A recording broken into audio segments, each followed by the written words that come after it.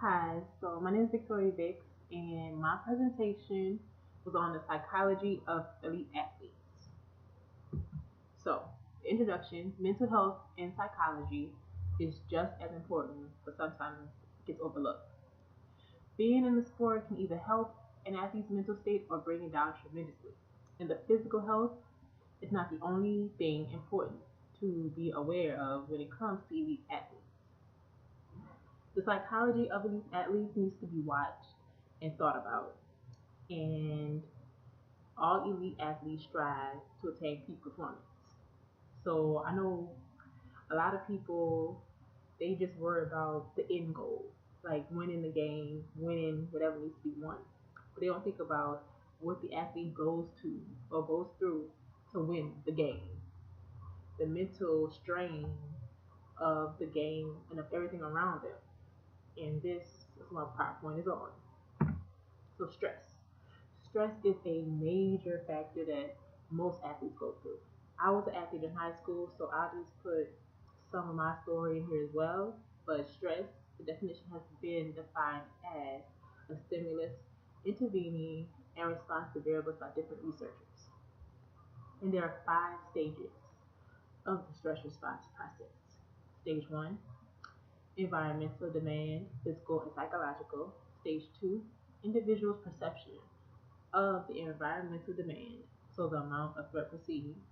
Stage 3, stress response, arousal, muscle tension, potential stages, and state anxiety. Stage 4, behavioral consequences, performance or outcome. And then stage 5, return to homeostatic position. So I can relate to a lot of these because I played basketball and tennis in high school, and I went through all of these stages of stress. Because the physical and psychological, like the environmental demand, is so straining on you because it's the practice, it's the game, it's getting hurt, it's all of that.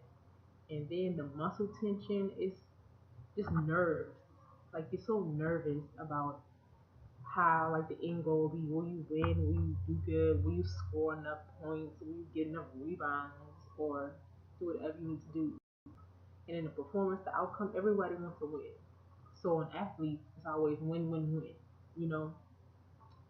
And that holds a lot of stress and a lot of pressure on athletes. It's mostly like win, win, win. It's not like, oh, okay, it's okay if you don't win. In elite athletes, it don't even matter which sport. Elite athletes, it can be like basketball, Miami Heat, or it can be like the Olympics. Elite athletes, it's win, win, win. Everybody wants them to win. And when they don't win, they're almost like, oh my God. And then those type of athletes, they're on TV. So everyone is seeing your performance. You have millions of people watching your performance. That's a lot of stress to have. So stress continued. Some signs and symptoms of stress: shame, guilt, aggressive behavior, frustration, unrealistic performance expectations, withdrawal, clammy hands, and then the butterflies in the stomach. So when I was playing sports, I really like the clammy hands, the butterflies in the stomach, the frustration. Like I had all of those signs and symptoms. And I know a lot of elite athletes have those same signs and symptoms because, like I said, everything they're doing in the game is on TV for millions to see. Or even if it's not on TV, a lot of people is watching. And most times when it is on TV, you can, like they do slow mo, they do recaps, so it's being shown over and over and over. And no athlete wants that. So they're gonna have like those unrealistic expectations and all that. And the next thing is anxiety. And another thing that a lot of athletes go through. So anxiety is the emotional or cognitive dimension of psychological arousal. And then some signs and symptoms of anxiety are shaking, sweating, fear, tingling sensations in the hands and the toes, trembling, nausea, chest pain, and athletes with greater psychological self-regulation over somatic and cognitive components of anxiety have a greater sense of personal control over their performance. So, like I remember I had all this as well, the sweat and the fear. The fear is like, will I be good enough? You know, and just nerves. It's a lot. It's like a lot of nervous energy, just nervous. And said athletes who have their anxiety under control and can manage it will perform better than a person who does not have their anxiety under control and cannot manage it. So another thing is mental toughness. Athletes, elite athletes, all athletes need mental toughness because athletes have so much pressure on them that they have to be tough mentally. Mental toughness is defined as the capacity to rapidly and efficaciously rebound from adversarial experiences. And mental toughness is a primary component in all sports. A mental tough athlete can cope with stress and anxiety better than a regular athlete. Meditation analysis showed that the shame proneness had a positive direct relationship with self handicapping and a weak negative indirect relationship with self skill. So, like elite athletes, since everything is being watched, since everything they do is being watched, basically, they have to be tough mentally because if they make a mistake and everyone is seeing and everyone's like, oh, well, why you made that mistake and stuff like that, that might bring them down. That might give them stress. That might give them anxiety for the next game. That might even give them depression. Like all that can happen just from people downing somebody from a mistake they made in a game or a misplay or a missed shot or not doing good enough. And to not let all that get to you, an athlete has to be. They have to be tough mentally to go through all that and to get through all that. So there are 9 mental skills of successful athletes. The first one is choose and maintain a positive attitude. The second one is maintain a high level of self-motivation. Set high realistic goals. Deal effectively with people. Use positive self-talk. Use positive mental imagery. Manage anxiety effectively. Manage their emotions effectively. And maintain concentration. Attitude. Everyone needs to realize that attitude is a choice. Positive attitude brings out more positive outcomes. An athlete needs to pursue excellence, not perfection, and realize that they are not perfect. An athlete should have a healthy balance between the sport and their social lives. And there was a positive, significant relationship between sports satisfaction levels of sportsmen and their positive emotionally levels. So basically, just saying if you're like, if they tell themselves, I'm gonna do good, I'm gonna do my best, I'm gonna win this game, I'm gonna make 5 shots, or my speed is gonna be this or that, then they are more likely to do everything they just told themselves to do. If you go in a game or a sport, you're like, I don't know how good we're gonna do this, or I don't, this team is really good, I don't know if we can beat them. Well, you might not beat them, but if you think positively of yourself, of your team, probably will have a positive outcome. And a lot of athletes, they pursue perfection. It's like perfection, perfection, perfection. And they need to pursue excellence because no one is perfect. You might be an elite athlete, but they're not perfect either. No one is perfect. So they're striving for perfection, which sometimes is okay, but a lot of people can't handle that because when they mess up, that's gonna bring them down, and hopefully they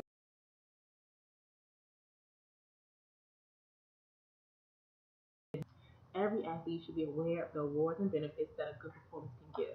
The athlete needs to realize that most of the benefits come from their participation, not the outcome.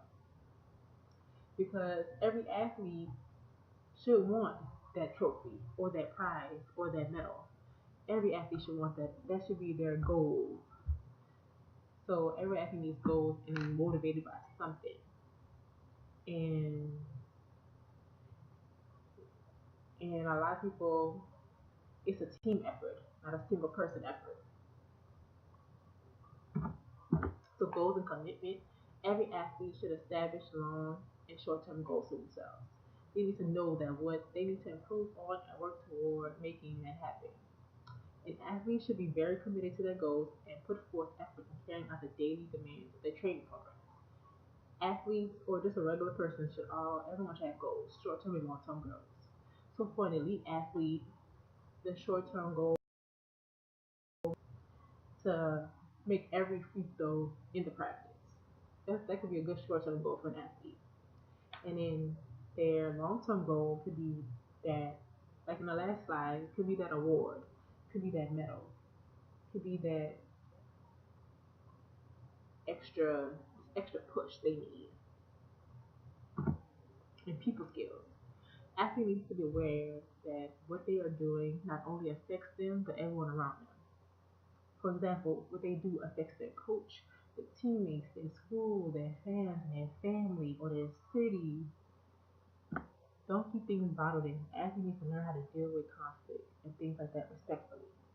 So you don't want an athlete missing a free throw, or maybe a person maybe like nudged them too hard or fouled them, or the refs are making bad calls.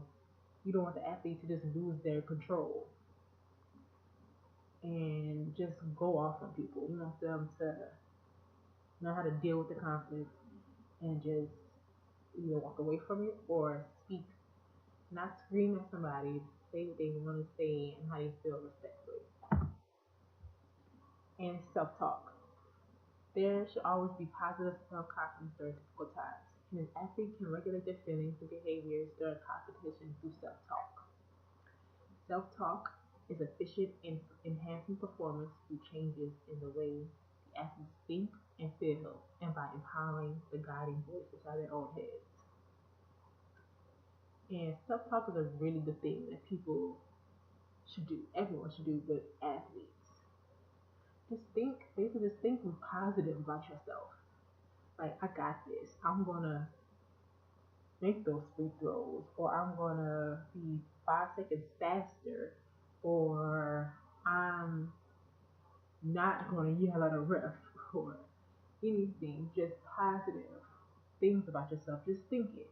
It can be like one thing, but that one thing can have a big effect on you. And then mental imagery. Every athlete should prepare themselves for a competition by imagining themselves performing well in a competition. The image should be detailed, specific, and realistic. Sport imagery is a well-known fundamental skill that has a critical role in how a player performs and how his/her competency during a worldwide game. So, mental imagery.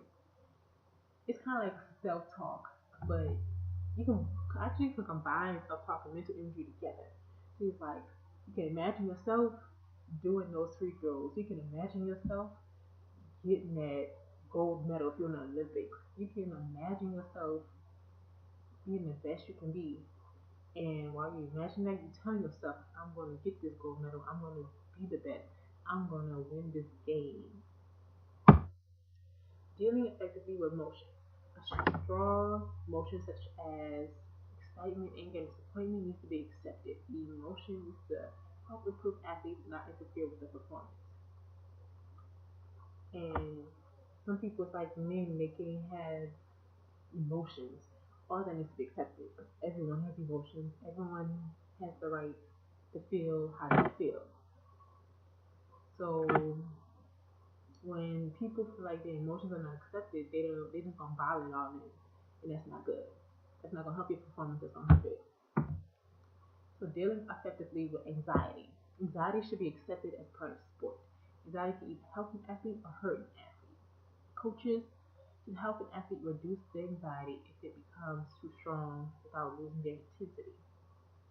So anxiety Coaches should understand that like 75% of the athletes probably have anxiety, and they need to address it, but not as a team. Just make it like a team, make it like a team talk on how to control your anxiety or manage it.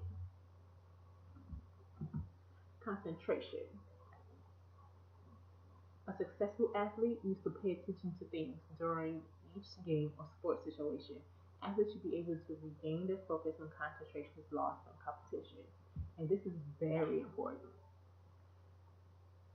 All athletes, whatever they're doing, elite athletes especially, needs to pay attention in whatever sport they're playing.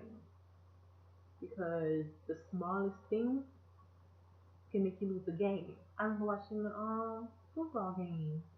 The dude, he was not paying attention, so he missed the tackle, and the other team won the game like that in a second. It was like the last few seconds.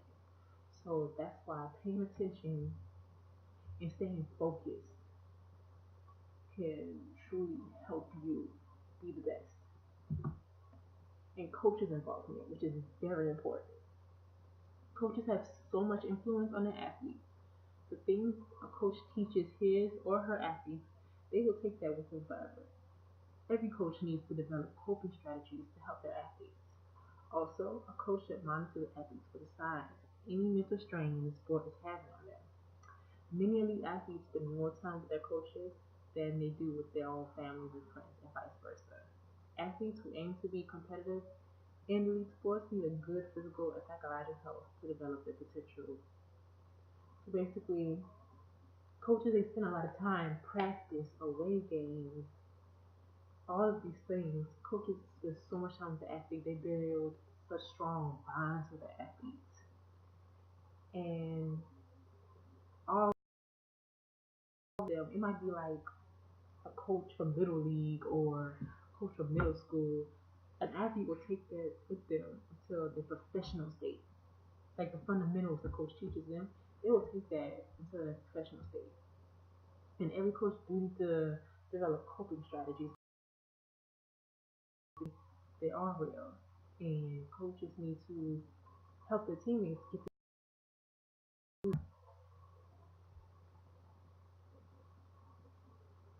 And the conclusion is a more mentally positive athlete will perform better in a game. And an athlete needs to be able to manage their stress and anxiety. And the 9 mental skills of a successful athlete will help tremendously.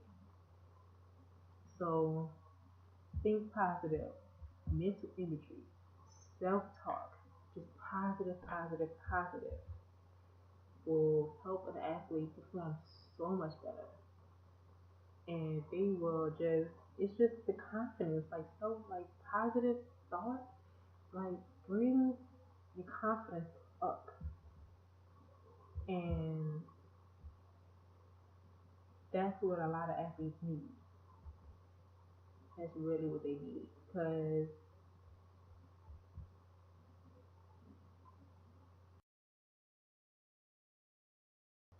will bring them down over the littlest thing.